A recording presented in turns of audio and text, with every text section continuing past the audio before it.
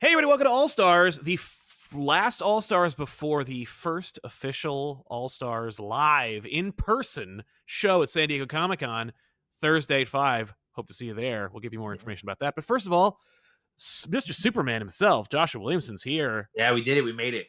We made it. We actually got one under the wire before we have to before San Diego, and we can talk about travel, Superman. and we can talk about Superman now. Finally, we can. I know. But Yeah, is that crazy? So spoilers, everybody. We are in full spoiler mode. We're not going to get too deep into it. We have a lot of stuff. We have a few things we want to talk about, but we can totally talk about Superman and finally actually have a conversation about Superman. Yeah, it's true. Yeah. I get your love for Nicholas Hoult as Lex. Oh yeah. Now, I mean, I got it. I was happy that Hoult got Lex because I thought, oh, he'd be great, but I didn't realize how great. And he's awesome. I mean, watching him in person, awesome. There's a lot of stuff. I mean, we went to the set last year and we got to see a lot of stuff when we were there. And we talked about this online. I mean, there's pictures online. We talked about this last time. That like being able to be inside the Fortress of Solitude, so trippy, and then just keeping a secret everything we saw for the last year. But watching him play Lex and the kind of cocky, swarmy sort of like this dude is a bad dude. And then also knowing that Crypto was in it and not being able to say anything about that for a long time. Like I was surprised when they finally revealed that. I mean, obviously they had to. There was no way they were going to keep that secret that much longer at that point. But watching him play Lex, you were just like, oh, this dude is it. And then I remember, I told this story before, like we're all sitting there, we're all hanging out. And then David comes out as Superman, just comes around the corner and is like, hey guys. And that was like such a holy shit moment. We were like, oh my God. Like it was such a, like, that is Superman. It was such a, like, that is Superman. And that is Lex. One of the bummers I had was we got to meet a lot of people that were there. But we didn't get to meet Rachel, who played Lois. And I had a weird thing because, not weird, it was actually pretty awesome. My wife was there when it happened. So we went to the premiere. And my wife and I went to the premiere. Had a really, really awesome time. We got to... it was a great experience to watch the movie. I've never been able to go to one of the premieres before because schedule never worked, timing never worked, and I always wanted to make sure if I could go, my wife could go with me. Oh, that's nice. Yeah, thanks. I worked in LA a long time ago on TV shows and movies, so I'm not like enamored with celebrity. I don't, but she's never been anything like that. So with this one, I was like, okay, I got to make sure we can both go. We were able to work it out. We were able to go. She was able to get like a dress and stuff, and I bought a new suit, and we had a really, really awesome. It was an awesome time, and being able to go, and again, DC treated all the creators really well. You could tell there was like that they really made an effort to take care of us and not make us feel like we were the unwanted children. Yeah. They really, I mean, you can tell Marv was treated really well, and James Gunn is always really appreciative of everybody that's there, and so we had this really great experience. But one of the things that happened was, you can just walk up to the actors and start talking to them. Right, because there's no, you're all invited to the same party. It's all there was no, and so we got to go up and talk to Nathan Fillion and talk to whoever was there, and that's awesome. You run into people, you bump into people, and then you start talking to them, and the beginning was kind of packed, and so you would like literally run into people at times, and at one point this woman wanted to talk to James Gunn. James Gunn was like right next to us when it was happening. He's like a foot away from us. And he was taking pictures of people, and I think he was talking to Marv Wolfman. Like he was, and he was very happy that Marv was there, and there was this woman, really well done, like really amazing makeup, hair, dress, this whole thing, standing next to James Gunn, and she kept trying to she just wanted to say hi to him or something, get a picture with him, and my wife started rooting her on. She was like, "Get in there, girl! You can do it! You gotta just get in there!" and rooting her on. My wife hates this story, but she was like, get in there. And then when the lady was laughing and she was joking about doing photo bombs and all this stuff, and then when she left away, I was like, that woman played Hawkwoman, right? Like that was Hawkwoman. And my wife was like, what? And I was like, yeah, that was her the whole time. She's like, oh my God. You're like, get in there, girl. It's so funny. It was like, yeah. Anyway, so at one point, Rachel was there. I walked up to her and we started talking, and I was like, oh, this is what I do for DC. This is who I am, and this is like my role at DC and stuff. And she's like, you look really familiar to me. We met before. And I was like, no, we have never met. And I was like, well, I went to the set and you weren't there when we were there. And she's like, no, but you look really familiar to me. And I was like, I have no idea. And she's like, there is a picture of you with David and Nick, and you guys like, on the camera, and that's you. And I was like, that is me. I found out later, I knew this, I knew it, but I was reminded of it after that she's like a fan of the Superwoman stuff, and she like likes that, and she's like, when do I get my costume, and Oh, then that's showed her the cool. comics. I should have brought it up when I saw it, but I didn't. I just forgot about it. It's also like stuff's going on, Oh yeah. But dude, it was awesome. And then, obviously we got to watch the movie, and it was, dude, so surreal. Like, me as this nerdy kid who's grown up on DC Comics, to my wife picked up on it pretty quickly. We're in the theater. It was funny, right before the movie started, she leaned over to me and she goes, if they kill the dog, I'm burning this fucking theater to the ground. But so we had this really great time, and then I was sitting in one arrangement, and we had like assigned seats, so everyone knew who was going to sit there, and so it was so super surreal because I like Frank Quietly sitting behind. It was like I had Jeff Loeb, Frank Quietly, and Tom King sitting behind me. Like, that's who's right behind me, So it's just like we're all friends and stuff. And then Jim was sitting nearby, and then Anda Pease was sitting right next to my wife. But at one point, my wife was sitting next to Mark Waid, and I wasn't, and she literally was like, "We're moving seats," because I'm not having you guys talk over me. We weren't even. No. That was the funny thing. We weren't doing that, but she was just like, "I think you want to sit next to Mark Waid." I would want to sit next to Mark Waid in a movie for Superman. Oh, dude, it was awesome. It was kidding me. He would make he every once in a while I would hear him go, okay. And then I would hear him be like, ooh. And so I hugged him when it was over, man. I was like, we did it, we made it. And he was happy, and he liked it. And I was like, dude, yes, a good Superman movie. Like, he did it, we're here. And everybody was so pumped, and everyone was leaving the theater, and it was awesome. Like, such a great experience. Everybody was really happy, and my wife loved it, I loved it. And it's funny, like, the more I want to see it again, not in that context. I recognize that you can get like drunk on the experience. You get drunk on the like, you're here, it's fun. James Gunn and all the actors come out and make a speech before the movie. Like, I understand, like, there's the good vibes and stuff. But the more I've talked about it with people, and the more I've thought about it, the more I've really liked it, and the more I really kind of like wrapped my head around the parts of it that I really, really enjoyed, and how it really does feel like it's a comic right off the rack. Like, that's what they were going for, and it's like this thing. You just dive into the story, you read it, and all the pieces are there, and all the characters work. And I think the idea of Superman being like him being kind as an actor of rebellion in that world, it's like that's the punk rock in that world, is what Superman is doing. It's really I don't know, man. It was really interesting. Like, I just really had a great time with it. And I don't know, I don't know. It was interesting to like be sitting there in that movie, watching it and trying, because how my brain works. I was like, analyzing it and thinking it, and I was like, no, I gotta just like let myself go and just enjoy this. And I really did, and I want to see it again to sort of see what I missed, because there was actually stuff that I did not catch until I would see something online later, because I remember when the movie was over, I was like, man, what happened to that whole Justice mural?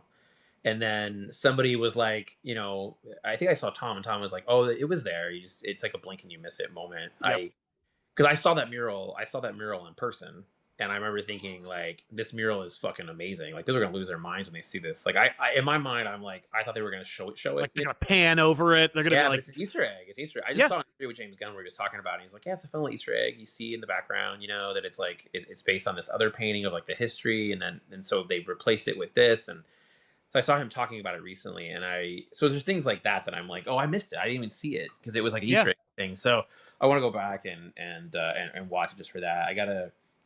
We gotta deal with San Diego first, and we gotta see Fantastic Four first. Which, again, I've been pretty good about avoiding all Fantastic Four spoilers. Same. I haven't seen anything. I had one thing ruined for me, which now I'm like, I don't know how I missed it. Yeah, one thing. Thankfully, it was somebody. They know who they are. Somebody was talking to me about spoilers for the movie, and then was like, oh, this got spoiled for me, and then told me the spoiler. And I was like, why would you do that? I sent them the gif of Samuel L. Jackson from Black Snake Moan, where he just, his eyes are pissed off. I sent that. I was like, why would you do that? Like, I understand information is out in the world. I understand that. I did not know that, and I've been able to avoid it. But same with Superman. I feel like with Superman, even though we knew a lot because they had shown us a lot and they told us a lot, like, it was still definitely like there was definitely surprises. There was definitely stuff that we were like, there were things that like the order of events were not different from what I expected because they told us so much, but it was just the way it was done. The movie is fast. It moves so quick. It It is is, yeah. never boring. It is never boring. It moves No, but really quick. it doesn't. But you don't get bogged down. You don't get like lost. And Uh, one of the main concerns was just like because they were like Guy Gardner's in the movie, Hawkgirl's in the movie, Metamorpho's in the yeah. movie, like all these people are in the movie, and I'm like, and Superman will also be in this movie, right? Like, there's Yeah, because I yeah, feel like how does Mr. Terrific factor into the Superman story? A, amazingly. yeah. Awesome. B, at no point does it feel like there's a lot of characters in here, nor does it feel like because I was expecting it to kind of almost be a little Marvel, where remember that Chris Evans cameo in Thor: Dark World, where it's like, oh, that was awesome that Oh, Chris Evans was there for 2 seconds, and then you get to like the next thing that it was only going to be like, oh, Mr. Terrific will be there because they need something like explained, and then he'll be gone, and then we'll get to the well, next cameo. that was the Max Lord cameo. They talk about Max Lord a few times. He's like not even on screen, like he's on a TV, like you don't They even come see him. very briefly. Yeah, I was surprised by that one. I actually made a comment to Sean Gunn about it when I saw him in person. It's like I thought you were in the movie more. Um, but it's like, yeah, I think not jealous. Jealous is the wrong word. It's funny when you start thinking about those things, you start getting like I was saying, you start analyzing, starting with the math of it, and you're just like, man, it was so good that they had so many characters in that, and they all had a distinct personality. Like I knew who each character was. They all had a vibe to them. The fact that they Mhm. had the Justice Gang cast and the Daily Planet cast and Lex's cast, Yeah. right? Like they had all of these really interesting groups that were kind of focused on certain specific locations, right? And Mm. like story points, and then you had running through it Superman, like Superman coming through all these set pieces, all these stories, and all these characters, and is the through line through it. Like he is the thing that Yeah. ties it all together, and all these different pieces is what makes it a Superman movie. I also want to add, hell yeah, Jimmy Olsen. Oh my God. Like, and again, not to keep on name dropping, I told the actor this when I was there. I was like, I hugged him. I was like, best Jimmy Olsen ever. I was like, He's amazing. Yeah. Jimmy Olsen is such a like a ladies' man. He That, is. Yeah. but it's never easy. It's always like, and then there's a complication. You know what I mean? And it's like the fact that like they really built him up as this ladies' man, but there's this huge complication and all the stuff with him and Eve. It was just like, oh, Yeah.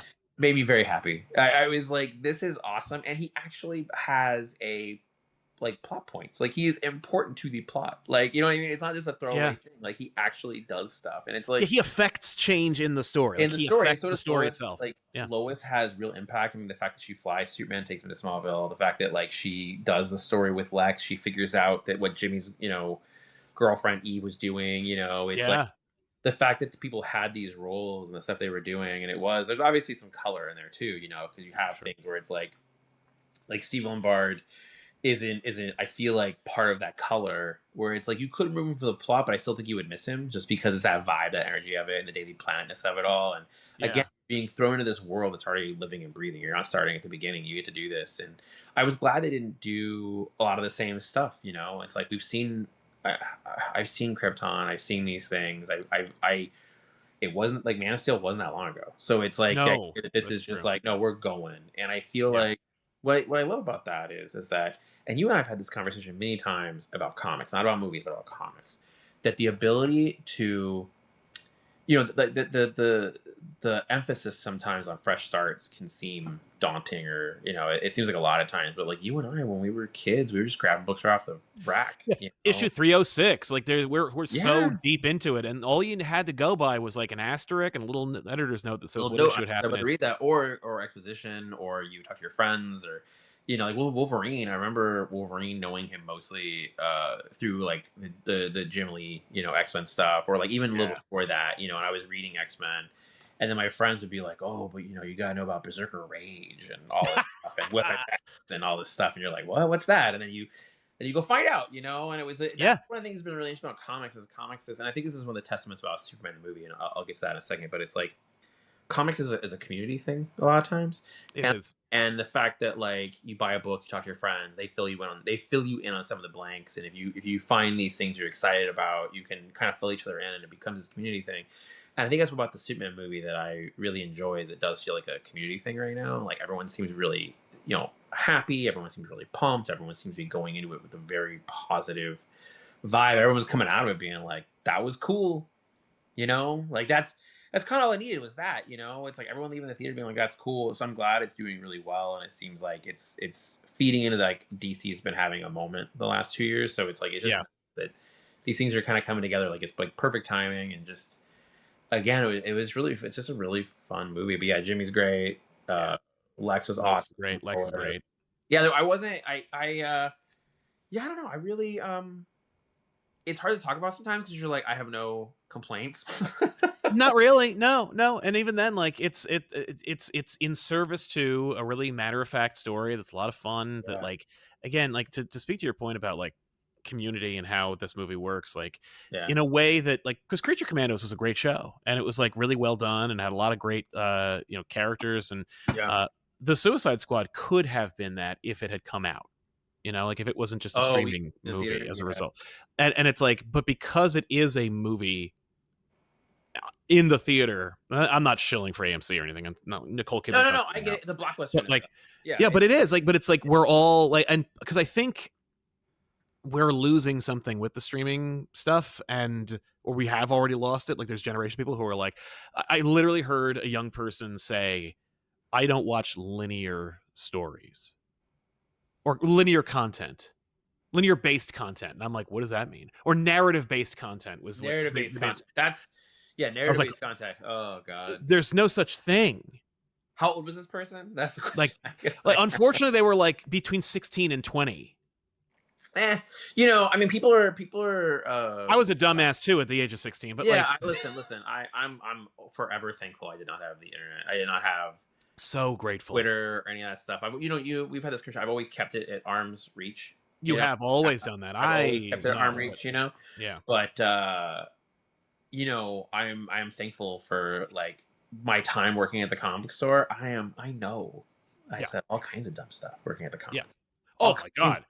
Like, I said dumbass stuff that was online, but because of like the nature of it was proto internet, like I said a lot of dumb shit just as a person, just on a soapbox, but yeah, like, exactly. You start getting the comic stuff, and you're like, "Here's my comic opinion." Comic stuff. You're Yeah, like, here's my opinion as a 12-year-old. Like it's yeah, and then you start realizing where we were wrong or whatever. I told you my whole John Cena thing, where it's like, I told you the story where I saw John Cena at like I think his very first house show match, where I saw him wrestle as Prototype. He was called Prototype, and he was a Terminator gimmick. He had the black sunglasses and everything, and I cheered him like crazy because he was like a local guy, and we knew, and we were like, "This is the dude. He's the fucking future." We knew it, and we were like, "This is amazing!" Yeah, like he came out, and he was like the Terminator. It was awesome. We like lost his minds. And then years later, he does like he's in the WWE and he does Thugonomics, and I spent like 10 years just booing John Cena. I mean, just Oblivion, just boo, boo, boo, boo. I mean, I booed him at WrestleMania 21 when he won the championship for the first time. I fucking booed. And when I look back at that, like now, I feel bad about it. And I'm like, because now I see what he was doing the whole time. And I'm like, this guy's been amazing since day one. He was always good. He was always good, but he definitely filled the role at times that he needed to fill. But when you watch, you're like, that guy was always entertaining. He always put on a good match. He always did the fucking job. He carried shit on his shoulders. Like, you really are like, that guy is awesome. And so I feel guilty for those times. And so when it kind of gives me perspective on that, and like maybe slowing down sometimes when you start feeling really negative about something. There's movies and stuff I don't like, and we've had this conversation before, but that's again. So I'm sure there was moments where I was like, John Cena sucks, and now I'm like, oh sure, great. And and some of that came with age and maturity and things like that. And so when it comes to like perspective, but going to the movies, I mean, I was thinking about this yesterday actually. I think some of this started with the whole Barbie Oppenheimer stuff, because it's like the idea of like wanting to go to the theater again, because I'm very like I don't go to the theater very often, but yeah, I saw 3 trailers this week. I saw it was an older trailer, but I saw a trailer for Weapons, and I'm like, I might go see that before. It's the same guy who did Barbarian. It's a horror movie. Oh okay. Oh, and I'm like, nice. I might try to go see that in a few weeks. And then I saw the trailer for Mortal Kombat 2. Me too, yeah. And I was like, hell yeah, this movie. I do love a tournament. And then I was like, I saw a trailer for Tron Ares. And I Oh saw yeah. it in the theater, and I was like, it was a blast. We saw it in 3D, and it was like one of the best 3D experiences I've ever had. And I was Easily. like, I want to see those in the theater. And I think I normally would have been like, nah, I'm good. But lately I have been more in the like, you know what, I'll sneak off and go see it or something. I'll drag, somebody, a buddy of mine to be like, let's go see Mortal Kombat. Because I still think seeing the first Mortal Kombat movie in the 90s in the theater is still one of my most favorite like movie going experiences ever. It was like a midnight showing full of Mortal Oh, Kombat fans. This guy came out before the movie started and he was like, because it's the midnight showing, I'll let you guys know, we turned the volume up for you. that's awesome. And so the moment the music started, it was an experience. I mean, we were at like, it is the closest I can explain to feeling like you were, it must have been what people were like when they went and saw the Eras tour in the theater. like, like This is people were losing their minds where people were so excited. And I remember like when Scorpion came out or Sub-Zero, people were just fucking like high-five each other, losing their minds and rating his yeah. first move, It was one of the most like I'm at a wrestling event inside a theater experience I've ever had in a movie. And so I will always hold a special place in my heart for Mortal That's Kombat. amazing. Watching I that trailer, I was Yeah, like, this is the they get first it. time I felt that since that one, that this feels correct, And no Yeah. offense to other movies and anything. I'm glad that the last one, people like that last one enough they was able to do a second It's a one. sequel to that one, so I mean, like, Yeah, it's yeah, Carl Urban but coming in but you being could like, tell, like, I mean, Raiden comes out and he looks like a video game character, like oh dude, it's so rad. And Carl Urban, I like that they did the teaser first, but yeah, that was um great. speaking of tournaments, Yes! yeah, we Oh should my talk god. briefly about KO. You made a video with Scott Snyder that was Yeah, produced by DC that came out that I saw a thing, and it was so funny because I got the dates mixed up, so saw this ad. We haven't yeah, talked about DCKO, you and I. We yeah, have we never haven't. talked. We have not talked about DCKO. You keep that very under your hat. Yeah, yeah. But I It see was this. called that. That's so funny. Yeah, you texted me at one point. I was like Yeah, DCKO, called and you're that. like, yeah, we Yeah. got a lot to talk about on Friday. Like we thought, well, like I said, I can't talk too much more about what's outside the video. We did do a video. Scott and I've been traveling a lot. We went to Scott and I went to the offices a while back to go over KO, basically the plan for the next year, and a lot of stuff that we're talking about doing, and the stuff that DC wants to do, and some like really fun ideas for KO. And we talk a lot about the Heart of Apocalypse because it is very much a kind of a Heart of Darkness story, but fun. Like, our goal was to really make it as fun as we could, to not have it be grim dark, to not have something that felt depressing or felt like a bummer, to really be a fun story with these characters. And yeah, I mean the cast of characters that are in it that are going to be really interesting, and we'll start revealing them soon. I think you'll see it's going to be unexpected, but yeah, the video I think kind of captures pretty much everything that I'm able to say right now, because again, Okay. when we get to San Diego, we want to reveal a lot more. And but yeah, it's gonna be really fun, dude. It's really gonna be a fun like event. Scott's Yeah. having a blast writing it, and I'm working with him on it, plus a bunch of other stuff around it, and still writing Superman through the story. And Superman tie-in varies a lot with it, for the next Cool. obviously, Yeah. but speaking of that, I should show you two things just so everyone's watching this. If you are going to San Diego, we do have the ash can here. I have the Oh. ash can. It's pretty cool. Yeah. And then Yeah. I have this. So I actually have a copy of it now. So Superman 28. We kind of warned everybody, but this is basically a prelude to KO. Like Oh, nice. this leads directly into, yeah, but this is an awesome, this like foil cover, but it's like a spot gloss. So it's like Nice. this is the foil and these are not. This is pretty rad. And I think they'll have those in San Diego, but you can get them in your comic book store too. But yeah, so Superman 28, this issue right here, yeah, it's a prelude. So it like literally starts the road. We've been kind of building to it. So, I mean, when you read All-In #1, this was always coming. But this story about him trying to go get gonna go find Booster Gold. Like Superman gets sent on a mission by the Time Trapper to go find and rescue Booster Gold. And that definitely, it's like all leading into to KO and the stuff we're gonna be doing there, and Javi Fernandez is drawing KO, and it looks Yeah. awesome. I mean, Yeah, he's I've seen Fernandez's art is really, really dope. You guys always get the best people on these things. It's like well, we had it's spared no expense. It looks awesome. yeah, we talked about Javi a bit, and I remember thinking when his name came up, I actually was thinking about his work on King Spawn, because I was like, oh yeah, he's gonna get that kind of kinetic, energy we're going for. That's like really big, over the top, and just having fun with it, and like the Yeah. pages are And every time I see a new page, I'm like, yeah, this guy is getting it. Like he's really going for it, and it's awesome. And it is a lot of characters. Also, it's like how these events are. It's like a lot of characters, a lot of stuff going on, a lot of moving parts. But it's been great. Like we talked to Mark Wade and some of the writers about things we're doing, and we actually had pitched this a while back to a whole room full of people. And I remember Scott was like, he was nervous at one point when we were talking about it. Like it was the first time we were presenting it. It was a while back. And he was like, I wonder what they're going to say. And I was like, well, we're going to find out. Let's get in there. And we pitched to this huge room. I'm talking about like the company and including a bunch of creators. We're pitching in this room. And then they started debating who would win. Sure. Like people in the room started talking about started the conversation. You yes. did the thing. And they were in it, and they started talking about what if this happened, what if this happened, what if this character affects this character, and they got into it suddenly. And I remember I leaned over to Scott and I was like, we won. I was like, okay, we're here now. And I can still feel that with where we're going with it. But yeah, it's gonna be really, really fun. I'm excited for people to check it out when it comes out in October. Like I think people will be really surprised the way it goes, because again, like we know what kind of story it is. You're doing a tournament story, but you definitely want it to be unexpected in places. We want to do things that might surprise you with this story. Yeah, it's going to be really, really cool, dude. But I definitely would recommend everyone watch that full video. It's 9 minutes long. It is a lot of information, but I hope you can tell we're having fun making it, so that can tell you where we're at with the event. Yeah.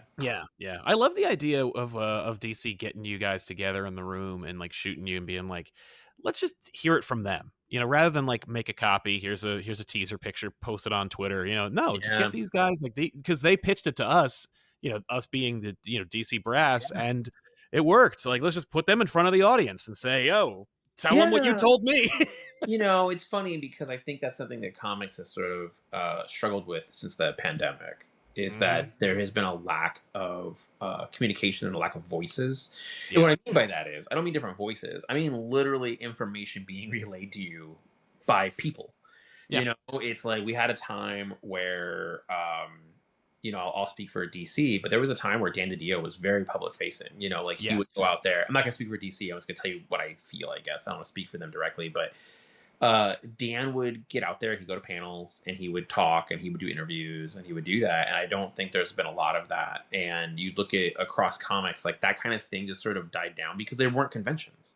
Right. There weren't conventions. The social media has kind of changed in the way it is. Like it's a lot of noise, It is funny because you and I had this conversation before about how like offline I am in a lot of ways. This is kind of the only interview I do now is talking to you at this point. Like that's true. I don't really do a lot. I don't pay attention to as much stuff online. It's funny when people come to me like, did you know about this? And I'm like, no clue. Nope. No.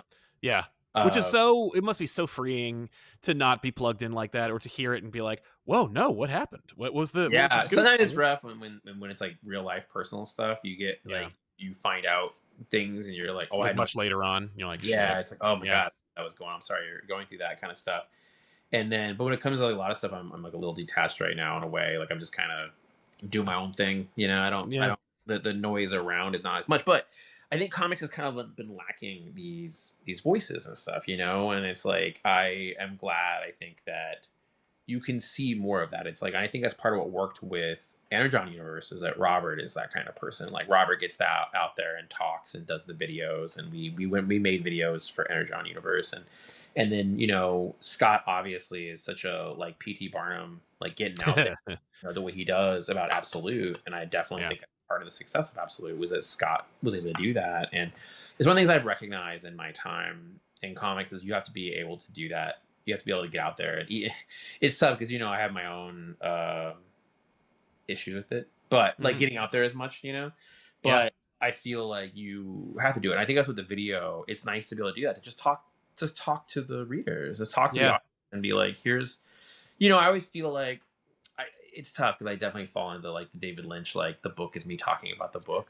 Yeah. But I recognize that because of the way the world has changed, like you have to be able to get out there and really be like, this is the thing, because you got to cut through the noise, because there's a million different distractions and you're competing with everything. Like everything. That's the thing with comics. I've been talking about this for a while. Like, we're just the idea, like, man, remember when they used to say, how can comics compete with video games, when the options back then were like the home video game system or movies, TV, and that's it. Yeah, yeah. And now where it's like, how can comics compete with some very engaging 26-year-old who just makes content every 6 Oh, minutes? on their Like, phone. Yeah, oh my yeah, god, like there's just like, and yeah, then take that and then attach that to like celebrity culture and, you know, like news articles and yeah, how everything is just bombarding you with everything is competing for your eyes. yeah. And you know, so anybody who's willing to dedicate some of that like real estate to comic books, like you're fighting the good fight, man. 'Cause thank you. Yeah. No, I It's mean, I think like, that we were really, we said it in the video where it was like, and in some ways it was just like a thank you to yeah, the audience, because it was like DC's had the success it's had over the last year, and it's because of the audience investing. Like it's yes, about the audience coming in and being like, we want to be a part of this, and so it's like, well, we have to kind of honor the deal, you yeah, know, and it's like that means us showing up and showing the best way we can. And I think with this, it's like, but also that of like, you know, we want to show up with something fun. And I think that's what the movie, like a superhero movie, is very fun. It's a fun movie. I think with this, we were like, we want to make sure it's a fun thing. And that's why we make a point. It's you're going to hear us say the words "fun" a lot, because we understand the worry of heroes fighting heroes. We understand the worry of a tournament. Like we understand all those worries. We get it, right? So yeah. for us, we're like, well, then let's try to make it fun. Let's have fun with this thing. You know, Hmm. like come on this. I've been saying this for years now, where I'm like, come on this ride with us. It'll be okay. Like it's gonna be ups and downs. Like that's, Hmm. you know, that's how rides work. You know, we got to scare you a little bit every once in a while, but you want to have fun with it. And we just don't want to be something that's dark or depressing. Like we want it to be something that is really a blast for the readership. And then it plays with those conversations. Like I said, this is like we all have those conversations, so let's just have it here. Like let's just have some fun with it and play off those ideas and see what happens. You know, but I Yeah, think it's gonna be. Oh, it's really again, it's gonna be really fun. it's gonna be That's really what fun. with it. Yeah, and I'm glad that people are checking out the video, and we'll have a lot more to say about it at San Diego San Comic Con. Diego, and that's the thing. Yeah, Like you're gonna be dropping some real information. I mean, there's gonna be an ash can. Like people can actually look at the damn thing. Like when they get there. yeah, yeah. I don't think that's a secret, right? I think the ash can is out there. I think that's in the press release. I'm like, wait, it is, right? Yeah, I just messed that up. Yeah, it's in the press release. So, you Yeah, know, like you're gonna be able to actually get to read part of it and kind of see the energy it's going and see how it's a little different than what you might expect. And it's yeah, I don't know. We're having so much fun working on it that I'm just glad that it's finally out there. Like, I mean, that's the yeah, thing about this is like, you know, it's funny, like it's interesting with some of the conversations we've been having over the years where it's like absolute power was something we built to, but the seeds of absolute power go all the way back to No Justice. You yeah, know, like you can see where these things were building, and I think even with this story, it's like you can see how this is something that was a building from metal and death metal. Like there's definitely stuff in there, and it is very much of the moment for DC. But yeah, it's like you could see these conversations we've been having, and it's like it's funny to me that I think our earliest conversations about the Absolute Universe and how it would work, the dual worlds stuff, hmm, um, and how because one of the goals was like, how do you make sure it counts? Like, how do you right, make sure it doesn't feel like it's an Elseworld? Like that was the initial conversation we were having, and we figured out the dual world stuff, and those conversations are from 2019. You know, wow, like maybe even a little bit of 2018, but 2019 is when we really started having those conversations on what it was going to be and talking to DC about it. I mean, honestly, I think it might have happened earlier if the pandemic hadn't happened. I think yeah, there's certain elements of it that we would have probably done earlier. And then the world changed around us, you know? So it's that. But even then with KO, like we've been talking about KO, the same thing forever. yeah, It was like, we want to do this story. How do we do it? Where do we do it? How does it work? And always having our mind on it. And so then when we got to the lead in to it was funny, it's like pieces of this have almost happened, but then mm, as we were getting into All In, like really shaping what All In was, you know, it's been like one of Scott's I don't want to call it babies, but one of his like, I really want to do this, you know, like for a really long time. And so when we were putting All In together, it was like, is this really the time we can do it? Is this the moment? Is this it? Like right here? And then we started thinking about the story logic and the math of it and being like, yeah, this is it. Like we finally yeah, get to do the story that we've been talking about forever. Um, and it's funny because you can see some of the stuff that's all building, like it does connect back to Dark Crisis, connects back to Metal and Death Metal. And you can nice. see these things that go back. it will surprise people. There's an interesting story logic that ties all the way back to a story from a while back. When you see it, you're gonna be like, holy shit, that all makes sense. Like Yeah. it's you're gonna be like, oh my god, that like all tracks. Like it's Yes. really interesting to be like, oh, these things are all coming together from this thing from a while back. Uh-huh. Uh-huh. Do So it'll be d interesting. Yeah, does it does this in any way like factor in with like the whole new history of the DC universe that Wade's doing, where it's like, yeah, look at all this, like look at this comprehensive guide that's kind of like telling yeah, you definitively like what happened and what didn't happen, and yeah, how hyped are you? You must have read it already yeah. for the '90s section. I don't think I've read the '90s section yet. I haven't read the. I read the appendix. I've read the breakdown. Yeah, I've read the breakdown. I've read the appendix. I don't think I've actually read it. I should ask Mark if I can have it. What was the last one I read? I read issue 2. So it's like I haven't read the last 2 issues yet, but I've seen the order of events. I guess like I've seen the history. yeah, Like I've seen it in the order that it is in. And yeah. it's really fascinating. Did you guys talk at all? Was there kind of like a Yeah, did he? I mean, because you yeah, don't really need to challenge Mark Waid about what happened or what didn't happen or what element happened. But I like the idea of you guys coming together because I feel like you're kind of the new elder statesman of the DC universe. Like you remember what happened because you read it, I read it. Yeah, I think and that like you were reading it when he was writing it. when I was writing it, I think there's an interesting divide with that. There was a thing recently where Mark is awesome, Yeah, and definitely he is the expert on DC history. I'm sure somebody else will challenge me on that, but I feel like there's a reason he's writing that book. yeah. We've Uh, we've almost brought him in to do that show, that yeah. game, Oh, it's Stump yeah. And Mark Waid. he's done a lot of work on it, man. I mean, it's definitely like a life project for him, and I there was a couple times he's called me to ask me questions about things that either I did to clarify something or to clarify some piece of history that is more me, that is more in Yeah. that piece of things. And there was a thing where he called me about something specific. I don't want to say what it is, but he called me something specific. You can probably guess what it is. He called me something specific. So I walked him through it. I'm like, well, actually, it's like this. And so I broke down the whole history of this one thing for him. And at some point, he was like, when did that happen? It was like one specific story. He was like, when did that happen? I was like, Mark, it happened when you wrote it.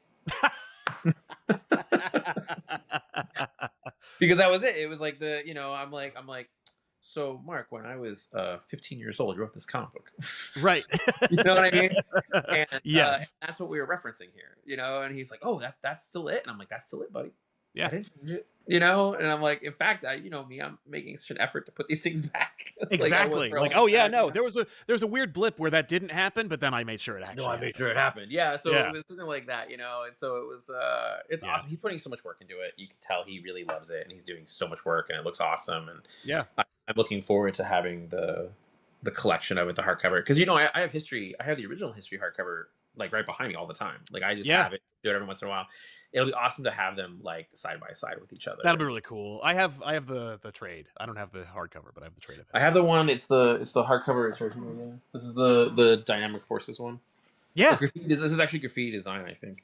Oh. Okay. What's that old? Mine is actually signed by Marv and George. Oh. So I feel like this is why this is the one that like stays on my desk, and Yeah. I keep it here all the time. I love this thing, and so what Mark is doing, I mean, dude, I couldn't do what he's doing because he's consolidating so much. Like he's really, he's making that puzzle work.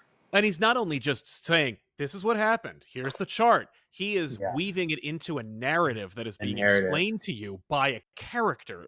By Barry, which Yeah, is so it's amazing. appropriate. Yeah. Oh yeah. No, I love that. We had talked about that at one point because Barry, he did a narration of Barry during Dark Crisis. He had the Big Bang issue, and that had a similar thing going with it, where it was Barry talking through it. And so with this, it was like he just fell right into the role. But yeah, I love Mark, and I'm glad he's doing history. There was nobody else that could do it. Yeah. Like because I know it's funny because again, like I really start becoming like a regular reader when he starts being a regular writer. Yes. So it's like there's really is an interesting connective tissue there, but he does Mhm. know what he reads everything. Yeah. So it's like he does know it really well, and it's funny because like everyone has their opinion on something, especially because you got all the reboots and all the the rewriting of things. Have I ever told you my theory that DC's never been rebooted? You ever talked about this before? No, I don't think you may have teased it because that sounds familiar, but I don't have We should any idea what you mean by talk that. about this. point. We should talk about it at some point. I feel like it's weird because when you think about how, yes, Crisis happened, but if you were just reading Titans, it didn't you really know, change anything. I mean, with New there are 52, books did where you're Batman like, change? Yeah. yeah, it's like it's Batman had year one, but it wasn't, and there was definitely stuff in there, but it was like Jason Todd, Yeah. had Still been Batman happened. before, Dick Grayson was Robin before, it was weird, and then it's like you look at this is a much longer conversation we can have because I feel like there's something really interesting to it that it's like, yeah, Wonder Woman, yes, Superman, but when you think about how things have been kind of changed since then, it's like, it's like Barry Allen was the Flash before Crisis, and the reason he's not after Crisis is It's because he because died in he Crisis. died during Crisis, and Wally takes over, and everyone remembers everything that happened before Crisis. That's So so funny is that has been such a hard thing to explain to my team when it comes to like when that comes up, because yeah, they're like, everyone knows that Barry Allen died to save the Earth, but why would they remember that if everybody got rebooted? because it didn't get completely rewritten. Like that's the thing that's so fascinating. Like when you get to the end of it, and then you look at everything since then, and let's say you go like, oh well, what about New 52? And I'm like, were you reading Green Lantern, Aquaman, and Batman? Yeah, was there any real shift outside of maybe cosmetic stuff? Although there was stuff, there were things that changed, but it Zero wasn't, Year, but still, you're talking about like there hasn't been a like, I mean, there are characters that have been obviously when you look at New 52 and you look at those things that are like completely changed and stuff like that, even though it's all back now. But it's like when you even look at Crisis, it's fascinating to be like the stuff that was happening before. I mean, Superman is Superman and Wonder Woman are the two that I think got the most of the reboot. Obviously, Well, but and Hawkman. Well, Hawkman's a whole other man. Hawkman's a whole other thing. But that's the thing. It's weird. It's like as a universe, there's all these weird pieces that are kind of shifting, moving, and it's really fascinating to watch. It's a really interesting to look back at and be like, oh, I remember when Rebirth was getting announced. It was one of my favorite. It's to this day is one of my favorite teases. Was right before Rebirth was announced. They had already designed the like blue curtain, like the blue curtain kind of thing, and all it said was, it was the first teaser they showed. All it said was, it wasn't a reboot. It was like there was never a reboot that never was, sort of thing. Like that was such a like interesting. That's a mic drop. I like that a lot. Yeah, it was such a good. I don't know who came up with that actually. I don't know if it was Jeff or Dan or somebody in marketing and sales, but just the whole like there was never a reboot or there never was a reboot or whatever. I was like, damn, that was good. And I was working on Flash at that point. You were writing that shit. I was like, this is rad. Well, that's funny. When I first Flash, I didn't know that also was coming. I told you the story before. I didn't know until I was working on it, and then I got that phone call, and they were like, "Here's what's really happening." Well, because I remember you were, because you, again, it's been said, but like where you were like, how am I gonna New 52 fix and bring in all the Flash family, and then they were like, oh, it's all. Well, it was funny though. It took time. It took me 100 issues to get everything. Yeah. It was like, I'm not leaving until I get all this back. They all get in the room. Yeah, they're all gonna get them all, and that's why Speed Metal has scene where they're just at the ending and they're all standing there together because I was like, I did it. They're all here. We did it. Now I can go. Now I can go. Enjoy, everybody. Yeah, you did the same thing with Green Arrow, where you were like, here they all are. Yep, they're all on the island. We did now it. I can get out. Now I can go. Yeah, no, I mean it's funny like that. But do you feel, this is kind of a segue into Superman a little bit, but like the comic that you're writing that everyone should be reading, that's great, drawn by Dan Moore of all people. Oh yeah, crushing it. But but do you feel like you have an idea similar where you're like, I'm gonna get all the Superman stuff on the last page? It's tough and because is there anything like that for Superman for you? Not in the same way, because I don't know. There are certain pieces of things that I kind of want to shift around. I have the story I want to tell, but one of the goals I have for Superman, I worry that it sort of got away from this, was that like to not be looking backwards so much with that book, but to try to look forward a little bit, try to move the ball forward versus looking backward. And I think for the most part, we were able to do that, introducing some new concepts, new characters, putting people in different situations we don't normally see them in. And it's funny because I think the story we're doing right now with bringing the Legion back definitely references like past stories a lot more than I think we've been doing. I try to do that like less, like try to mention, there's this phrase among some writers about stories and how superhero stories sometimes are just about other stories, yes, that's true. So trying to not do that as much here. And it's like with Superman, there's stuff I want to do, and there's like pieces of things that I still want to do. I have a lot of ideas, and I'm starting a new Superman notebook today. This Superman notebook I've had for a while. This one is expiring. Like what I mean by that is like there's only one page left in here. Oh It's shit. the issue that I'm working on right now, and Mm. so I'm gonna start a new notebook, like a brand new one, next week, and start filling that up with the plans, the ideas, and the stuff going forward. Because I do still have a lot of ideas, but I don't know if I have a like, oh, here is this, I fixed it last page kind of thing. I don't think Yeah. I have anything like that, but I think that like there's certain story elements that I've been doing from the beginning that Oh obviously I'll yeah. go back to and you know tie up, and there's stuff coming. I mean, there's a I will say this. So we have this thing that's coming with KO. There's a prelude issue coming. It's a Justice League Quarterly. It's called the Omega Act, and in that, it's a prelude to KO. It comes out the week before KO, and in that, we we sort of give you some of the heavy lifting of explanation of what's going on and what happened in the future, and it's interesting because it kind of acts as like an in between a couple stories, Mhm. sort of catches you up on what's been going on since All In. Like that's what's one of the goals of it is to be like, this is what's been happening like since All In. So if you haven't been reading everything, you kind of know what's coming. You can read this and know what's been going on. You know, it's Yeah. like you could obviously read the All In special again from last year, but this sort of is almost a sequel to the All In special. So Nice. it's a little bit of a like a loop, but there is a subplot in that issue that is very much a Superman subplot. Without getting into spoilers, because I don't think we haven't shown anything that tells you what it's about, but it definitely is like there's a Superman subplot in that issue that will be important during the event, and then it will be a thing that will get revisited after the event. Like it'll be something Mm. that I think it'll be an important like, hey, this is a thing. This is an element that I find very interesting about Superman's mythology that hasn't really been played with at all. Mm. And I was like, oh, I think it's really interesting. And I called Mark and was talking to him about it. And he was like, yeah, no one's ever done that before. And I'm like, I'm doing it. This is the plan. Yeah. Uh, and so that gets kind of teased up in that, and so that'll be something that kind of starts getting those gears going toward some stories with Superman that I want to do in the future that I think will be surprising for people. There's definitely some big stuff coming, but at the same time, like watching the movie, it was a reminder of like I can't lose sight of like Metropolis and the Daily Planet and Smallville, and you know Yeah, I the like writing hallmarks, on but they're Aquaman. not Yeah, but that's one of the honestly, it's one of the like biggest successes of your Superman run is how forward it's going and how hmm it's doing a lot of building and a lot less navel gazing and looking back. Like it's about like yeah.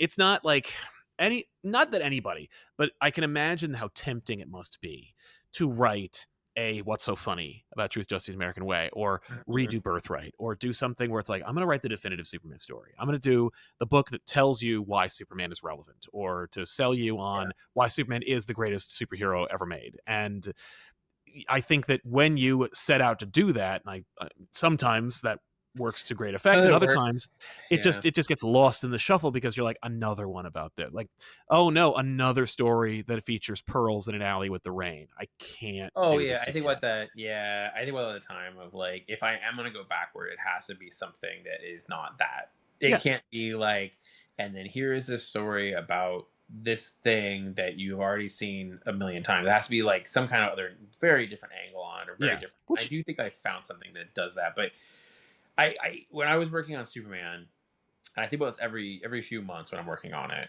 I always sort of have this moment of like these small moments of thinking about this where it's yeah. like it must be fun to be Superman. That Like was there must something be that the times. movie really sold me on because you Yeah, see him he must flying and you're enjoy like, that's flying. really He likes great. Yeah. flying. He likes flying. You know what I Yeah. mean? It's like let's slow down for a minute and be like Clark Kent is a human being, right? He's a human Right. dude who grew up in Smallville, and he was a kid at one point, all that stuff, and this dude gets to shoot lasers out of his eyes. He gets to fly around the world. He gets to be a hero. He has Lois Lane, who is just like this awesome human being with him. He Yeah. gets surrounded by all of these great people. He's fucking best friends with Batman, dude. Come on, Yeah. How could you go wrong? And he doesn't have to be right? Batman. Then he's not even a Robin. It's No, great. no, no. He's like, that's my buddy. That's my buddy who's troubled. My buddy my over here who's my got a sad lot of friend. trauma in his life. But you know what? I love him anyway. Like that's like And then, the guy that he went to high school with, who was kind of his bully, is like now, still his bully, but every once in a while he's like, I think I can fix him. Yeah. It's like that's how I approach him, where I'm like, he is this dude who I think appreciates the where he's at a little bit. And Yeah, so big time. you could tell these big, like, oh, Superman is my religion, and Superman is these really important big things. And I understand that. He Yeah. is this big important thing. He's one of the most important creations, Yeah. in comics, right? And he means so much to so many people. Sometimes I have to kind of wipe all the way into.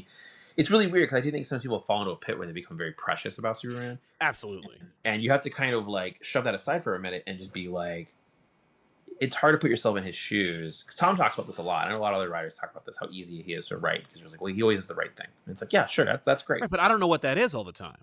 Yeah, but that was one of the things I loved about the movie, was that he made that speech about making mistakes, and he Yes. talked all those things, and I'm like, because that's how I see him. It's like I see him as this person, not a god. I don't see him as a god. I don't see him as this as an alien. It's like he definitely lives in a different world than us, right? I mean, there's definitely you cannot have the kind of life he leads and not understand. I mean, that's true of a lot of people, Yeah.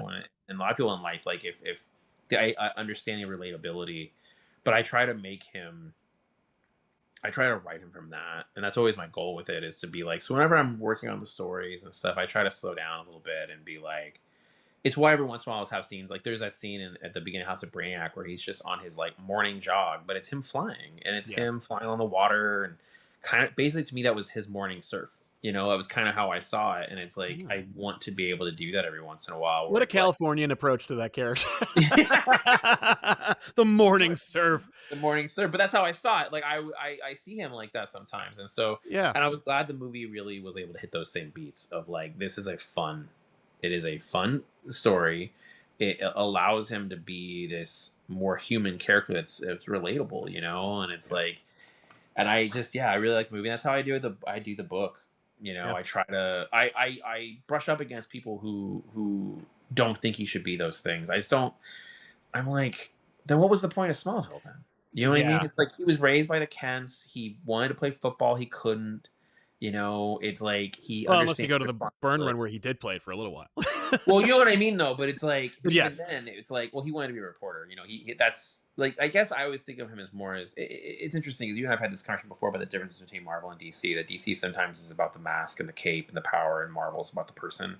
Yep. I think that's something I think about a lot when I'm working on these books, is making sure, it's like when I was writing Batman and Robin, I made a point of every issue there was a scene with Damian and Bruce not wearing masks. It was like, even if it was a flashback, just to be like, Well, you that know, was so your Batman and Robin book was so much more about the relationship between Bruce and his son. yeah, And it's something that gets lost when you do a Batman and Robin book or a Batman and Robin story, because it's about Batman and Robin, because the reason you're showing up is to see two like heroes jumping yeah, that around book and was fighting about the Bruce and Joker. Damian. It's about Like Bruce and Damian. that Yeah, book was about Bruce and I feel like I've never seen an actual honest to God father son relationship between Damian and Bruce that was Mhm. as earnest as the Batman and Robin run. It was like one of those Yeah, I big felt like I was maybe a celebratory. little cheesy at times. I Because think I it was important like, to get that in there, because otherwise, what do you like? Why does Damian like him? You know what I mean? well, Like, yeah, why but does also I've Damian? gone through, like, the camping issue is one of my favorites. Such a great. Where the annual where they went camping together, and it turned out they Mhm. were basically walking into like the most dangerous game, like arena, and but it was basically Bruce trying to relate to his son, and then you Yeah. find out at the ending that like Bruce 100% knew that was what was going to happen. Like, he took him there on purpose, because he's like, this is what my son, who I love, is going to like. Like, he knew. Right. It's like, he's not going to care about camping. He is going to care about this case we're on. Like, he is going Yes. to care about this. Like, oh, now we're going to set traps for people, and we're going to have a good like Predator style adventure in the woods where hunters are going to try to kill us, and we get to like Yeah. like that was Bruce in his way, being like, this is my father's son effort, is like, I'm Yeah. not taking him camping, I'm going to take him on this little adventure, like, and in that issue they're barely in costume. In that issue they're only in Yeah. costume the first 2 pages, I think, maybe 3 pages, and of a 40-page book. And but I think what does a lot lately with these books is just making sure we get a bit of that. Like, that's the thing, is that, and also when I talk to the artists and stuff like that, it's like having big punching scenes and stuff like that is awesome, and you should have that. But every once in a while, you should have character moments. And one of my favorite issues is issue 4 and 5, where Jamal drew the awesome. It was awesome issues, but it was about Jimmy Olsen and Silver Banshee, and the ending has them going on date night and stuff, and Jamal just killed it on those issues. And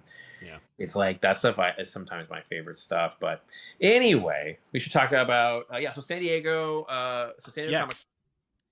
DC has a panel Thursday, 11:30 a.m. 11:30 a.m. So first thing, the con opens, we're going to be there to talk about KO.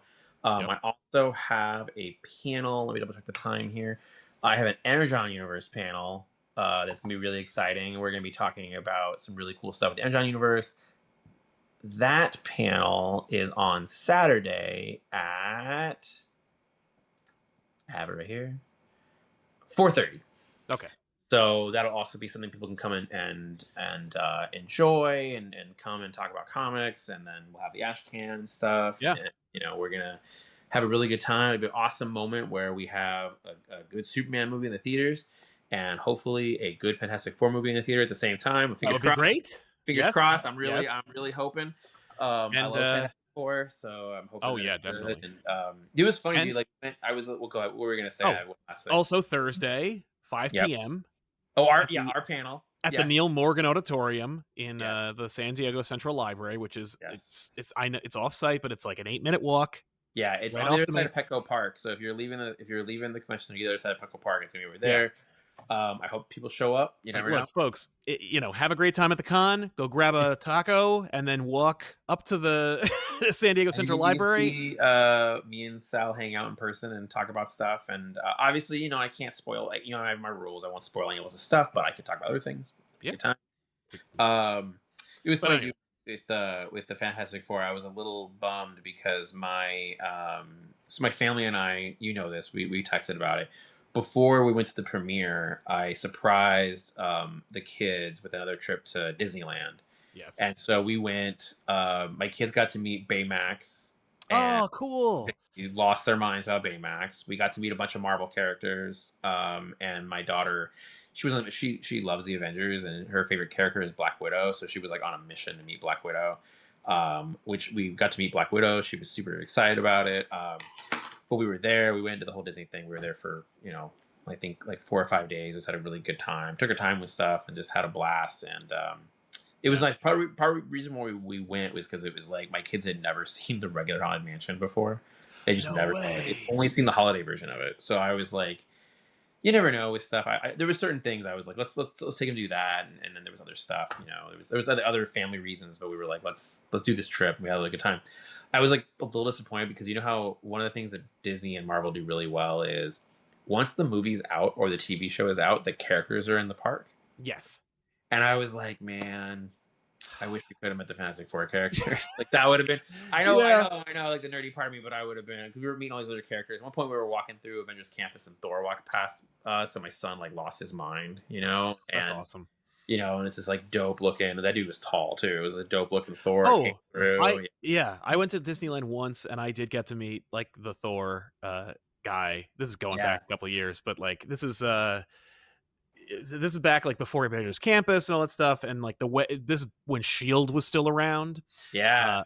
So like the way that it worked was like we met like a Shield representative, and like they take you through this like Bifrost portal, and then you go to the Temple of Asgard. You're in the throne room, and Thor comes out, and like he puts Mjolnir down. You got to try to pick it up, and he laughs at you. Yeah, we didn't get to do any of that stuff. We didn't get to do any of that. But yeah, dude, that stuff is cool.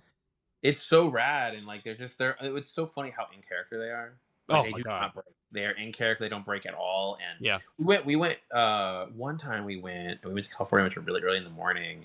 And we met Doctor Strange, and that like he was in character. It was awesome, and he sounded like him too. It was so like, man, they're doing good, like the impersonation stuff. But is Deadpool still there?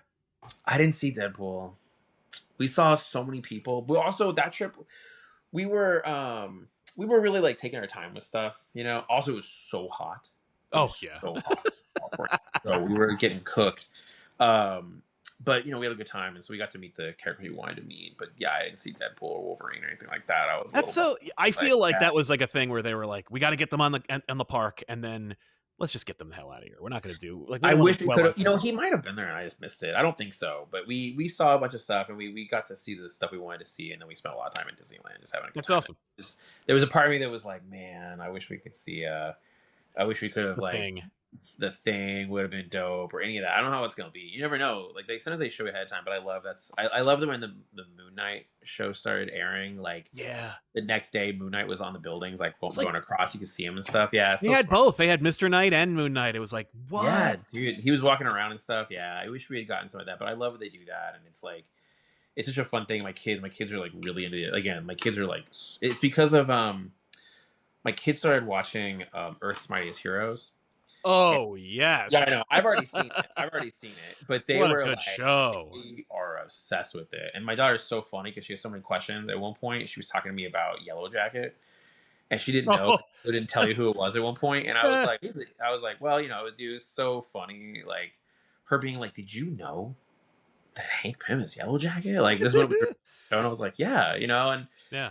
she's really into that show a lot. So she's watched it a bunch and stuff. And so Good like show. it was like right in that window. So we went right after she had like binge watched it. So for her it was like a whole other experience of Oh, yeah. I watched these characters. Now they're freaking here. they're here. Yeah. I wanted them to watch Avengers. I started putting on it was so funny. I put on Iron Man one time. Mm-hmm. And I was watching it, and my wife walked in. It was like me and the kids, and it was like a Saturday afternoon. And I was like, "Put on Iron Man." And then my wife walked in and was like, "What are you doing? They're not watching Iron Man. What are you talking about? There's nothing really that object. Like I'm like, yeah, everything else will good. whoosh She was over their like, heads. she was like, not yet. And I was like, all right, fine. I mean, I think about how I saw Batman when I was 8. It's like, Right? Like I mean, and they're the like amount of movies that stuff were marketed for us. Like, oh yeah, I caught the never-ending story. Like, oh, it's dude, they more were trying than to like, anything. the fact that we're not all just like a big mess from all those 80s movies that were I just mean, like legit scary movies. I know we're all questionable, but it's like the fact that they were, the amount of like 80s movies we were subjected to that were just like our job is to scare the shit out of these kids. exactly. It's like the Yeah. fact that they had that and then they didn't that was it was such a funny thing there. Era. But yeah, All right. but I got yeah, two we should questions. go. I got two Yeah, go ahead, questions for Josh Williamson that he will not answer, so that'll be a lot of fun. Here we go. Ready? Oh my god. All right. Where's your Black Label book? Your next Black Label book? I have some ideas. I know, That's but what I can tell you. It's a where the hell schedule are they? too, though. Yeah, It's like yeah. my timing is so. I'm very particular about my schedule and the I work know, I I do know. at this point, and it's like I'm still kind of in event land right now because That's of true. chaos That's you're very stuff, busy. so- Like if Yeah. if you weren't working on an ongoing Superman title during the summer of Superman, I might be a little bit more. Yeah. concerned. Oh yeah. That was definitely it was important to me to still be writing Superman and Absolutely. I think that so Black Label I have like 3 or 4 Black Label ideas, and there's other stuff I'm working on for DC that is not. Oh sure. No idea when it's going to get announced, but yeah. yeah. Well, if DC KO's any indication, there is like you have a lot of secrets that I don't know anything about. Oh yeah, you'll see. I mean, you're definitely gonna be surprised next week. I can't wait. on. And my final question is, how hyped are you for Deadpool Batman? Both of them. Oh, super pumped. I mean, Grant doing Deadpool, like, I mean, Did you see that I haven't cover read- where like I mean it's Dan haven't Mora's read- cover, but like with Yeah. like angels are falling out of the sky. I'm like, are you what is happening? I have heard things about it. I haven't had an opportunity to read it yet. I'm hoping I can soon. I actually should probably ask about that. I should really gotta read it. But I remember it was the moment the moment I knew it was Grant. It was like, oh, it's on. Yeah, Like, yeah. yeah, and Grant, I love Grant's work, so I'm very like, yes, let's do this. So I'm very excited. I want to get my hands on it as soon as possible. I just haven't asked yet. Like that's the thing. Like I you know how it is. I can ask stuff. Like I read Matt Fraction's Batman #1. Oh really? Yeah. So it's like Yeah. yeah, of course. So it's like Oh, I yeah, read these that's things right. ahead of time. I can just ask for it half the time. I'm sure if I asked for Batman Deadpool, I can get my hands on. I want to because it's Grant and it's Yeah. Grant doing Deadpool alone. I'm like, oh my god, I have to Yeah. read this. I have to know. So yeah, I'm very excited. Yeah. I want to know how that happened. Like who pitched it? Like did like they must. I mean, it's not like Grant heard there was going to be a crossover, but I would love to know No. I how mean, that happened. Like where they went. Like what was the what? It feels like it was like them pitching Brando and The Godfather. Like, so we're working on this Batman Deadpool crossover, and we thought maybe you might enjoy that. I know what happened. I know what happened. I'm just gonna say, it was not complicated. I suppose I can tell you it was not That's complicated. nice to Uh, know. That's good to Somebody know. reached out to Grant because Why wouldn't you? there was no one else. That's how I feel about it. Yeah. It had to be Grant, and somebody reached out to Grant, and Grant said yes. And there's more to that story. There's more to that story in But terms of, that's a good short story. yeah, I like and it. I think that Grant is funny because I remember years ago, Dan called Grant and was like, "Do you want to do Green Lantern?" And Grant was like, "I don't know, I'm not sure." However, and then pitched like a 3-year Green Lantern, They're like, well, then that's it. You're right? doing Was that. I don't know if I want to do that, my time, my schedule, but if I were, here's what I would do. And it was like, and then Grant's attitude was a little bit like, and if this is like telephone game with this a little Yeah. bit, but Grant's attitude was like, I'm not sure if I can do that, my schedule. I'm not sure if I have a story. Well, maybe I do. And then it was like, here's this 3-year plan, and so it's like Grant is a fountain. Is so many ideas Ideas. that it's Yeah. like if if you go to Grant with something, Grant is going to come up with some stuff Yeah. So Well, uh, I look forward to maybe one day hearing about, because I won't hear it from you because it would be professionally inappropriate. But if you were to ever jump on board one of these Marvel DC crossovers, I would love to read it. yeah, we'll see what happens. You never know. You never I know. know. These things. I mean, I'm really excited for the one that Grant is doing. Because there's a lot of like little ones, right? Because like Kevin Smith's doing the Green Oh Arrow yeah, he's doing Daredevil there. story. The Marvel one, I'm really curious about the Marvel one. I haven't been able to see anything from that yet, and it's like, obviously, it's Capullo. It's Well, like, and Kevin yeah. Smith, and it's like, I mean, the Kiketo stuff did that amazing there. variant cover of Ollie and Matt in the same Yeah. page. It Oh my looks god. amazing. Yeah, all that stuff over there. And I know that because again, I'm not sure what's totally public over there, but it's like Chip's doing stuff over there, and so Yes, Chip said Cap and Wonder Woman. That's he did. exciting. Oh, okay, that's the thing. I don't know what's this is the I know. problem No, here's what with me I not know, being online. Is there stuff where because I'm like, what is public? no, Chip wrote it in his Substack. Like that's Oh, he official. did. Oh, okay, yeah. That's always the funny thing about this stuff is I'm like, I don't know what's out And there. the solicits came out. Like so we know about It's Jeff and Oh, Crypto, that's and we right. know Oh, about okay, Daredevil and okay. Green Arrow, and we know about Captain America, Wonder Woman, and we know it's the Dodsons, which is awesome. Somebody really early on, somebody told me that they were doing. It was funny because I remember being on a call and then them saying Daredevil, Green Arrow, and I was like, what? What? I was like, And weird. then I know it was Kevin Smith. That was why. And then it was like the moment someone said, "Oh, it's Kevin Smith," it was like a later call. I remember being like, "Daredevil, Green Arrow, what's that about? That's interesting. I've never seen that before. I don't think they really don't like that. Why aren't you doing these characters instead?" yeah, And then when you find out it was Kevin Smith, you're just like, because again, we knew ahead of time, So it's like the moment it's a Kevin Smith, you're like, oh, okay, all right. Now I want to see this. Now I want to know. yeah, So I'm glad that this is happening. That's the me most I can too. say about it. It's like Yeah, it's a good thing, and I think again, like we were talking about before, and I guess we should probably end on this is that like yes, I love the idea that comics can be a community at times. I still think we need to be an industry because that's the mature we're a business at the end of the day. However, the idea there's these community things, and I think like we're doing KO, that I think KO is definitely something that is looking at the community and being like, let's have some fun with this. let's have some I think fun. the fact that Marvel and DC are able to come together and say, like, let's as a community have fun with this and let's work to get this thing done that is going to be this awesome thing that will get people excited about comics. Like Yeah, it's really great. Like I think right now comics is having a bit of a moment, and I'm hoping we can just ride this as long as we can. agreed. It's the Tom Hanks line that he did in that round table where he's like, "This too shall pass." That's that applies to good and bad things, but That's I true. hope it doesn't pass for a long time. I think that right Same. now comics is having a good moment, and I'm hoping we're able to hang on to it and just bring it back to Superman. Just have a good morning surf and just surf this this as long as you can, this wave. Yeah. Uh, but anyway, that's it. I hope everybody will see you with San Diego. Please listen. Like we have this panel on Thursday at 5:00. I Yep. would love to see you there. Come in, hang out with us. We're just going to be doing what we always do for an hour and just talking about comics. And you get to see Sal and I bullshit live. So Yeah. I hope you come in and hang out with us for an hour at San Diego Comic-Con. Yeah, we can talk about what you saw at Thursday at That's 11:30's right. panel Yeah. as well. Yep. But thanks for being here, man, and thank you all for Yeah. watching. We'll see you guys next time. Bye.